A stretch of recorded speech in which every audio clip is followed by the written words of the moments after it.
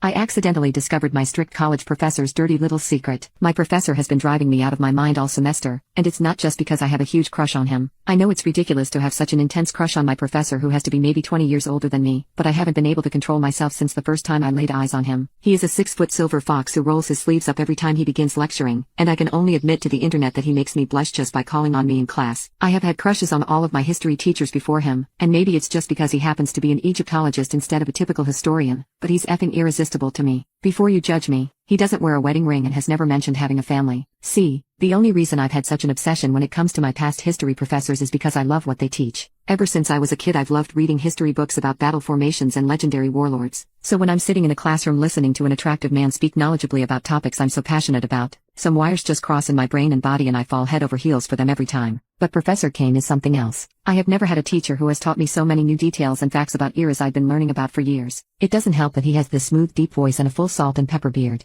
I think my crush would have faded in time just like all my other ones in the past, but my professor seemed to take a weird liking to me, but not in the way I wanted. After Professor Kane noticed that I raised my hand more than any other student, and never missed the extra credit portion on an assignment, he offered to do an independent study with me. I would meet him in his office once a week for private lectures on any topic of my choice as long as I wrote research papers on each lecture he designed just for me. It was a steamy, intellectual intimacy like I had never felt before, and it made my knees weak to be sitting there in front of Professor Kane as he explained ancient Egyptian medicine to me with stars in his eyes. I've wanted him for months, but he has been nothing but polite and professional to me. He assigns me more work than anyone in the class, and asks for regular meetings to discuss my work, but I've never caught him even taking a second glance at me. I felt my lust in secret. I would think of Professor Kane during Tinder hookups and I knew my insane crush was only growing. As the end of the semester closed in, I started to realize that soon my time with Professor Kane would be over for good. It had been a tough week, and I wanted to make my research paper to Professor Kane extra polished, so I ended up going over it again and again, until eventually, I noticed something strange. My word count was off.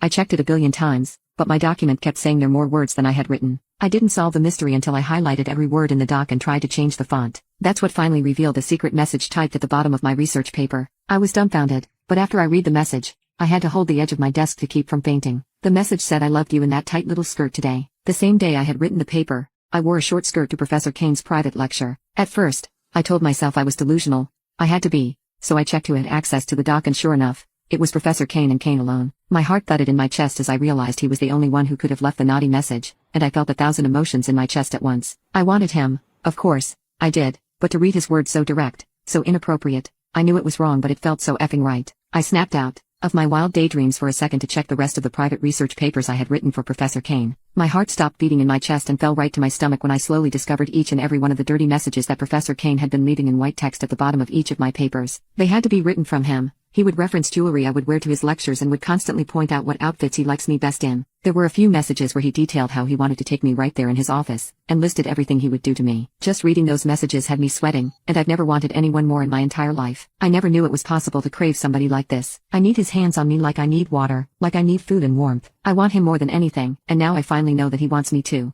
Now you can watch the second part by pressing share and more.